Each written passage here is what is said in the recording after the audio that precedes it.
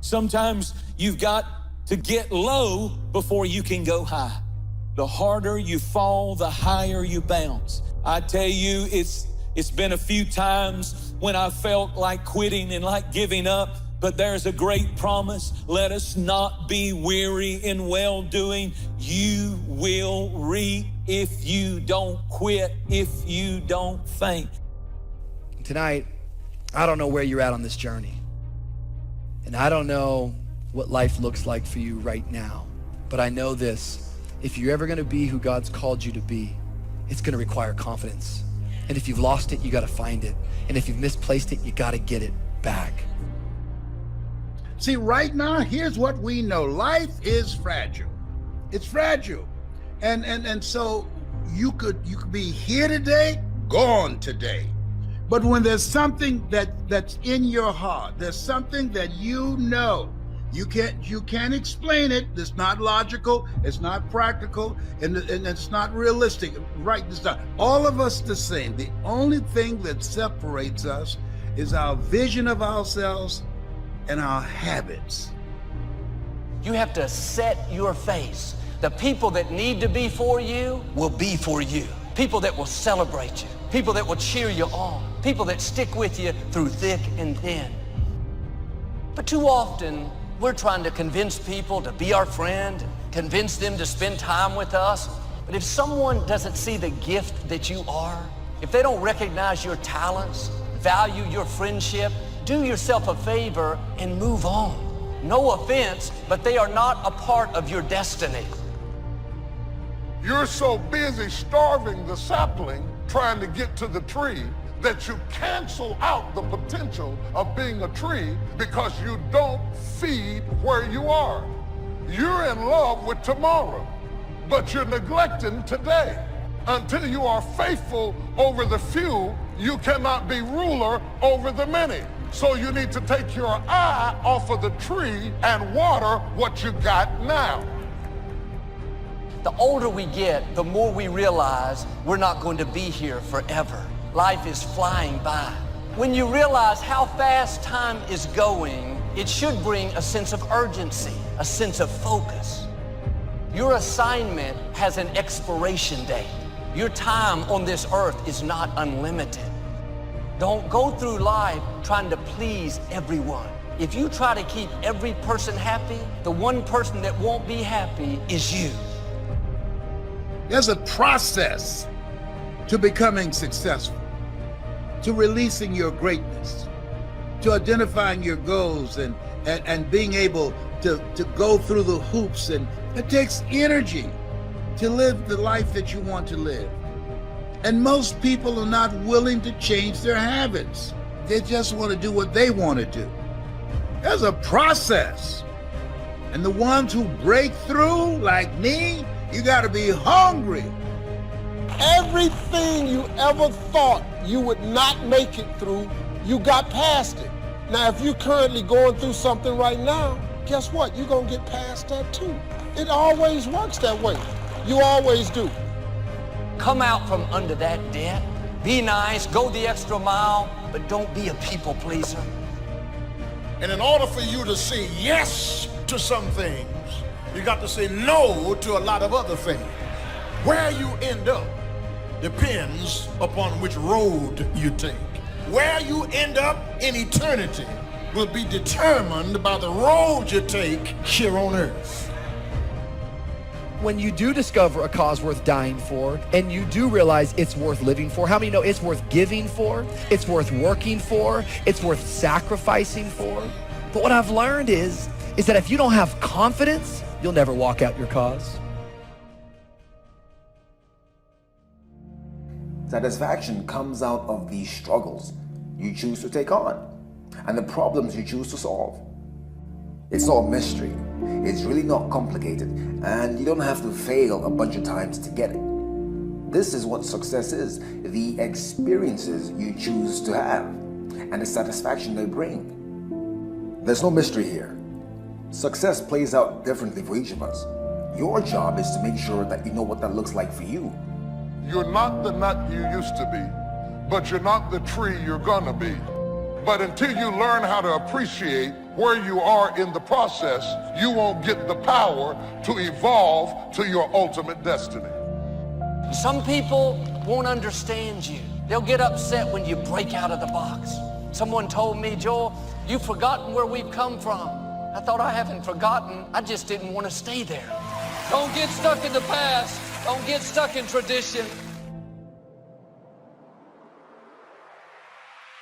So the key to your life is finding a vision that imposes discipline on you. In essence, vision is the source of discipline. Discipline is the root of leadership. It actually is the very nature that attracts people to you. A disciplined person naturally begins to attract people because people admire discipline in other people. That's why we go to see athletes perform. We really admire the discipline that they put themselves through. If you do the same thing as a person, people will then begin to believe what you say. Your very life of discipline creates trust. People trust a person who they perceive to be disciplined. You're going to get what you focus on. What you focus on gets larger and larger in your life. It grows. It's like if you look at what's wrong with your life, you can actually get to the point where you just hate your life. And you think that you've got the worst life ever, when really somebody else might look at your life and they might actually wish they had your life, because they're seeing the stuff that you quit looking at a long time ago because you're so busy looking at all the stuff you don't like, you've forgotten what you do like. You might marry somebody and you might get so focused on what you don't like that you forgot what you liked about them that caused you to want to marry them to start with. Go ahead and work on your level. Go ahead and master where you are. And after a while, without you even trying to do it, where you started will turn into where you're going. That's what destiny is pulling you into. From the rehearsal to the recital, once you have mastered it, whether the recital is business, marriage, accounting firms, real estate development, family, whatever your recital is, once you have maximized it, you get to sit with the masters. You have a limited amount of energy. You don't have unlimited energy. You know that. That's why you get tired. That's why you get fatigued. Why you get worn out. You don't have unlimited energy. Since you don't have unlimited energy, I highly suggest you don't waste any of it on something that you can't change in the past. Why in the world would you give one more second of emotional energy to something that is never going to change? Everything that happens to you in your life, whether it's a trauma, whether it's a disease, whether it's somebody treating you in a certain way, there's a lesson in all of it. No limit people understand the lesson in life and therefore celebrate the lessons. You know, somebody said many years ago, anything worth doing is worth doing well. But here's a new one for you. Anything worth doing is worth failing at. And that's why you have to endure the nightmare. Because if you want to give yourself to something that's worth failing over. You're not a failure because you fail. You're a failure because you quit. There's a lot of destruction going on in the world right now. There's a lot of loss happening in the world right now. And I've actually been through a lot of chaos, and I've been through a lot of destruction.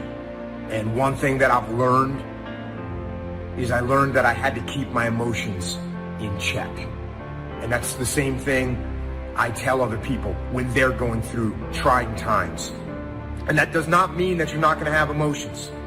But by keeping your emotions in check, I mean don't make decisions based on your emotions. They're going to lead to a bad place.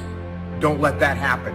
Instead, if you feel yourself getting emotional, take a step back. Detach.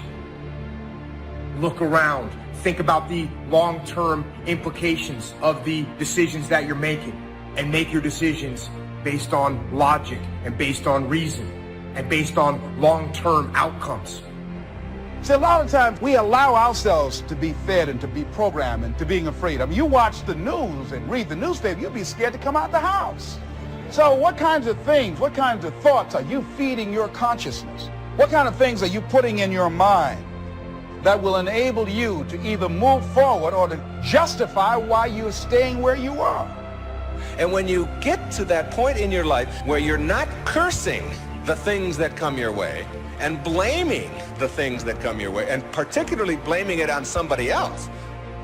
What if they don't accept me? What if they don't approve me? You don't need their approval. The Most High God has approved you. The Creator of the universe has already accepted you. Now you have to set your face. This is your hour. There is greatness in you. God is calling you out of the ordinary, out of what you're used to. He has things in your future that are going to break barriers. Sure, there will be people that find fault, think that you're missing it. That's okay. Nobody has ever done anything great without opposition, without people thinking they were missing it. Keep your face set. I believe that clarity is intimately connected to imagination. So as we're getting clear on something, we're beginning to see what that thing is, right? That we're getting more clarity on. And we now know, as you're getting clear around something, you're actually building neural networks as if that image or that experience had already occurred. And so it's important to have clarity on what you want to create, to have clarity on the type of partner you want to have in your life, to have clarity on the things that you want to learn. And you hear it all the time. She hurt my feelings. How's that possible? How can anybody hurt your feelings? Your feelings come from your thoughts. No one can hurt your feelings without your consent. No one can embarrass you without your consent. These are choices that you have that come from the way that you think.